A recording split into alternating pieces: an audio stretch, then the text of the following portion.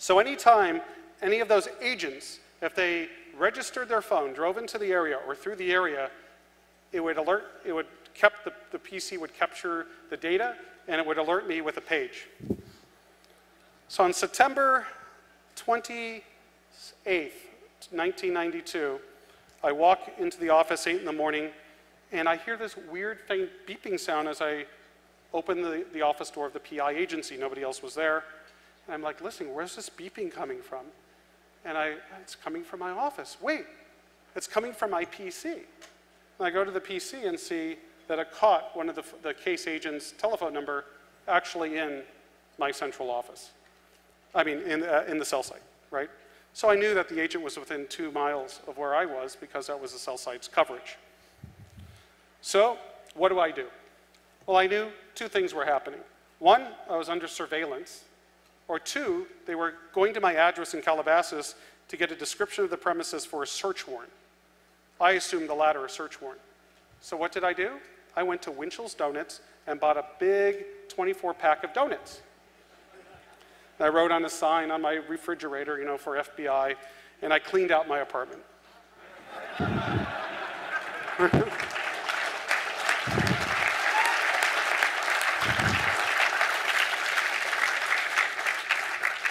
But I wasn't sure if it was really the Bureau, okay? No, I knew it was the Bureau. I wasn't sure if they were really going to search me at the time. So I was really unprepared. I waited the next day. Nobody knocked on the door. There was nothing happening. So the next day I got kind of lax, but I still kept the donuts in the refrigerator. And I went to bed. Around 5 in the morning, I hear somebody putting a key in my door. Actually a key. I could hear the key go in. And it kind of woke me up. And somebody's like messing with the door. Immediately, I didn't think government. I was thinking, oh, somebody's trying to break into my apartment. So immediately, I jump out of bed. And at that time, I slept nude. No, too much information. And I go, who is it? You know, FBI, open up, open up. And I was like dazzled, right? It was like 5:30 in the morning. And I open up the door, and I'm facing a female FBI agent right there. And the nude.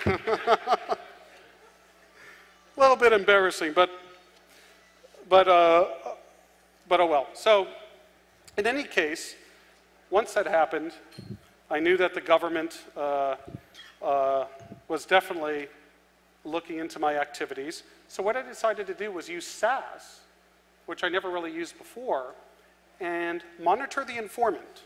So now that I had Eric's telephone numbers that were in his apartment because I got them through the phone company, I then used SAS to monitor those numbers for 1 day.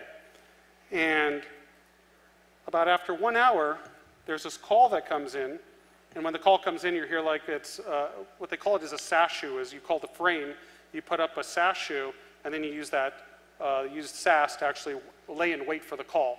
The other way was using what they call a no-test trunk, which you could only use when the call's in progress. So the call came in, and I'm listening. I'm actually at the offices in this PI agency in Calabasas, and I hear Eric answer the phone, and it's a guy named Ken. And all of a sudden, they're discussing Mitnick and discussing a search warrant and evidence. And I'm listening to this call with all the full attention. And what I found out later, this was the case agent and the informant working together to try to collect evidence against me at the time.